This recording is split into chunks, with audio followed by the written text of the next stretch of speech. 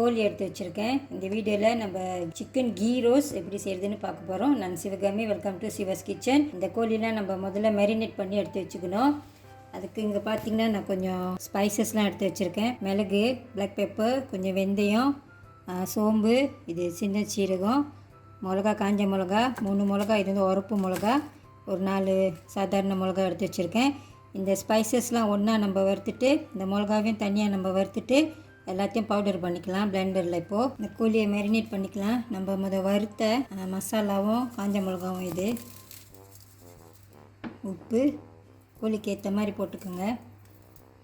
இதில் நீங்கள் வேணும்னா தயிரை வந்துட்டு இப்போவே நீங்கள் சேர்த்து இதை மேரினேட் பண்ணிக்கலாம் தான். ஆனால் நான் தயிரை வந்து கடைசியாக போட போகிறேன். இதை மட்டுமே இப்போ மேரினேட் பண்ணி எடுத்து வச்சுக்கலாம். இது இப்படியே ஒரு அரை மணி நேரம் இருக்கட்டும். அப்புறமா இந்த நம்ம செஞ்சுக்கலாம். ஒரு பேன் சூடாக்கிக்குங்க. அதில் கொஞ்சம் நெய் கொஞ்சம் கூட தான் போடுறேன். ஏன்னா நம்ம இந்த தண்ணி கலக்க போகிறதில்ல. கோழி மேரினேட் பண்ணுறப்போ நிறைய மசாலா அரைச்சி போட்டு நம்ம மேரினேட் பண்ணியிருக்கோம். இப்போ தாளிக்கிறதுக்கு நான் இந்த பிரியாணி இலை ஒண்டி தான் எடுத்திருக்கேன். நீங்கள் வேணும்னா பட்டை, பூ இதெல்லாம் எடுத்துக்கோங்க. ஒரு பெரிய வெங்காயம் சின்னதாக வெட்டியிருக்கேன்.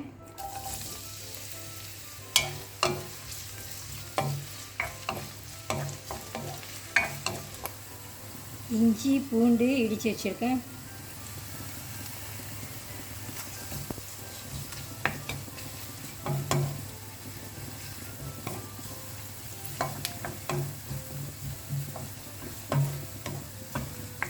எல்லாமே வதங்கிட்டோம். இப்போது இதில் இப்போ கோழி சேர்த்துக்கலாம்.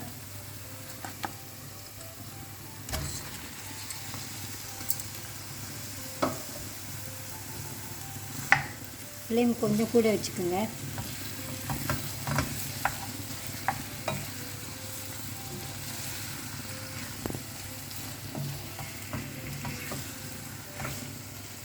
இந்த கோழியில் உள்ள தண்ணியெலாம் இப்போ வெளியாகும்.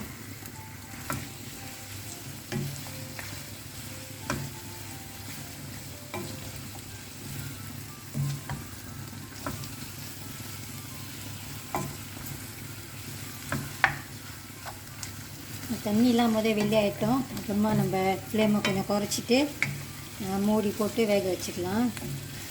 நல்லா ஃப்ளேம் இப்போ நல்லா கூட வச்சுக்கோங்க. இடையில கிண்டி விடுங்க.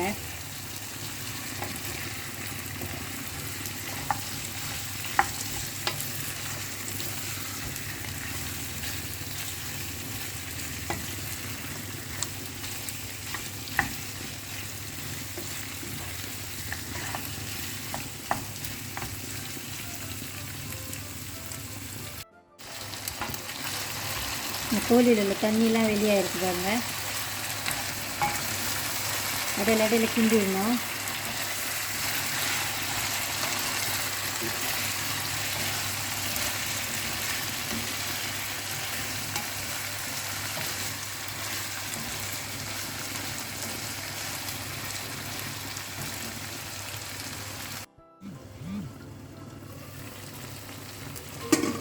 இது முக்கால்வாசி இப்போ வெந்திருக்கோம். இப்போ தயிர் சேர்த்துக்கலாம்.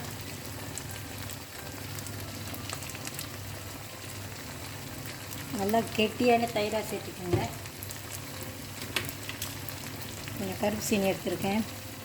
ஆப்ஷனல் தான், போட்டு செஞ்சு பாருங்கள், நல்லாயிருக்கும்.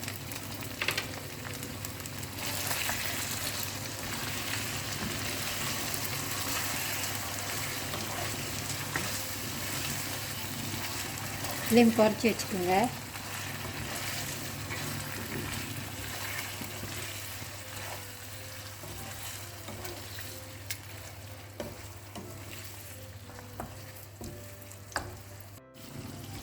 Siva's kitchen chicken ghee roast ready ஆயிடுச்சு. இது எவ்வளோ அழகான ஒரு கலரில் திக்காக எவ்வளோ நல்லாயிருக்கு பாருங்கள். கடைசியாக கொஞ்சம் கருவேப்பிலை, மல்லி இலை, கருவேப்பிலை கடைசியாக போடுறதுனால தண்ணிலாம் பார்த்துக்குங்க.